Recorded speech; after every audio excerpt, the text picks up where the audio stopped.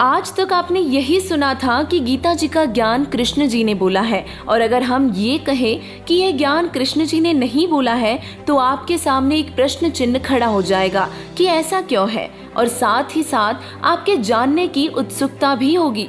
दर्शकों, महाभारत के युद्ध स्थल के बीच में गीता जी का ज्ञान कृष्ण जी के मुख से बोला जा रहा था, लेकिन अगर हम कहें कि कृष्ण जी ने नहीं बोला तो यह आपको सबसे बड़ा झूठ लगेगा। लेकिन यह सत्य है कि गीता जी का ज्ञान कृष्ण जी ने नहीं बल्कि काल भगवान ने बोला है, जिसे शास्त्रों में ब्रह्म कहा गया है। इस सत्य को हम इस प्रकार भी समझ सकते हैं कि जैसे किसी व्यक्ति के शरीर में प्रेतात्मा आकर कुछ बोलती है, इसमें बोल तो प्रेतात्मा रही है, लेकिन हम समझते हैं कि यह बातें वह व्यक्ति बोल रहा हो।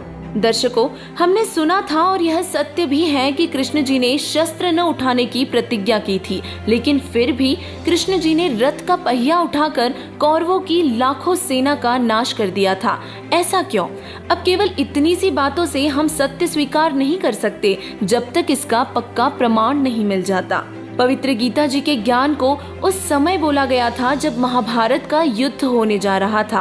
अर्जुन ने युद्ध करने से इनकार कर दिया था क्योंकि दो परिवारों कौरवों तथा पांडवों का संपत्ति वितरण पर विवाद था, और कौरवों ने पांडवों को आधा राज्य भी देने से मना कर दिया था। दोनों पक्षों का बीच बचाव करने के लिए प्रभु श्री कृष्ण जी 3 बार शांति दूत बनकर गए, परंतु दोनों ही पक्ष अपनी अपनी जिद पर अटल थे।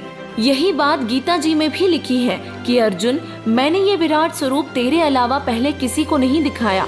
और यह विचार करने वाला विषय है कि कृष्ण जी अगर गीता ज्ञान बोलते तो यह नहीं कहते कि तेरे अलावा पहले किसी को भी नहीं बताया है, क्योंकि कौरवों की सभा में कृष्ण जी अपना विराट रूप दिखा चुके थे।